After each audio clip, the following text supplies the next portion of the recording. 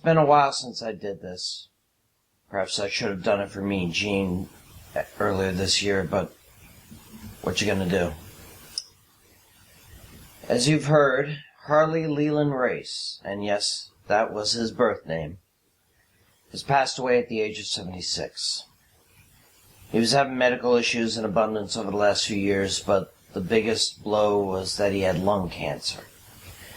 That was announced back in March, and that apparently is what did him in. His longtime friend Dustin Runnels, now of AEW, revealed that back on Thursday afternoon. When I first started watching the WWE, I knew Race was a veteran, and I only really knew him by his moniker, the King of Wrestling. That was given to him back in 1986, shortly after he arrived in the WWE, when he won the King of the Ring tournament before it was a pay-per-view. His manager, Bobby the Brain Heenan, placed the crown and cape on his noggin, and Race became regal to a T. But of course, this was during a time when the WWE, still trying to make a big name for itself, denied the existence of other promotions, including the NWA, the mega promotion that the WWE broke away from a few decades before Race arrived. Race stayed loyal to the NWA for a vast amount of time, but even before that, he was part of another breakaway from the NWA, the American Wrestling Alliance, or AWA. He spent many, many years there, starting off with his tag partner, Larry the Axe Hennig, father of Mr. Perfect and grandfather of Curtis Axel of the B-Team. The most he won there were the AWA Tag Team titles with Hennig. In 1970, Race went to the NWA, and it was there that he had the most success. On New Year's Day 1975, he became the first ever United States champion. For the Mid-Atlantic region, anyway. But as it was the first such title to emerge, and it was the last one standing, the WWE recognized it as the true U.S. title. He held the title for 183 days before Johnny Valentine, father of Greg the Hammer, took it. But like things often were back then, the U.S. title was a stepping stone towards bigger and better things. Race won his first NWA World's Heavyweight Championship in a match in Kansas City in 1973, beating then four-year champ Dory Funk Jr. This was considered a stunning upset, as Funk had been champ for longer than Race had even been in the promotion. His reign was only 57 days, though, as Jack Briscoe took it from him in Houston.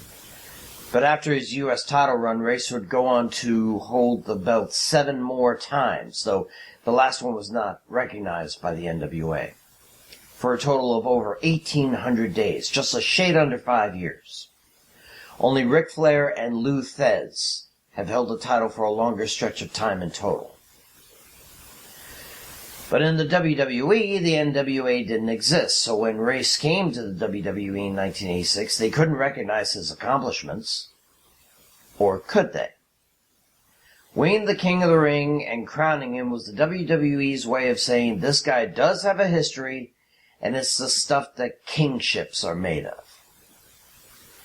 While that was all Race was really known for in the WWE, he was inducted into the WWE Hall of Fame in 2004 for accomplishments not just in the WWE, but everywhere in the wrestling world.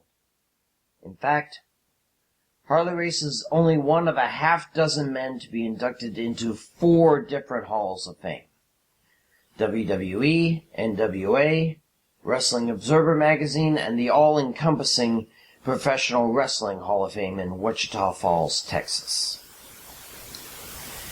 He had 4 wives, 2 which he divorced, and the other 2 he stayed until their untimely deaths. He is survived by 2 children, Candace and Justin, and 5 grandchildren. In the brief time I saw him in the WWE, I felt he was arrogant and full of himself, but I guess it isn't bragging if you can back it up. 8-time NWA champ, first ever U.S. champ, multiple other titles across many and varied promotions, Even promoted his own Fed, World League Wrestling, during his rehab from 2 broken legs, and kept it up until his death. If they don't toll the bells 10 times for Harley Race on Raw, I'll be very surprised. He was truly a king among his peers. Harley Race, dead at 76. Vaya con Dios, Your Majesty.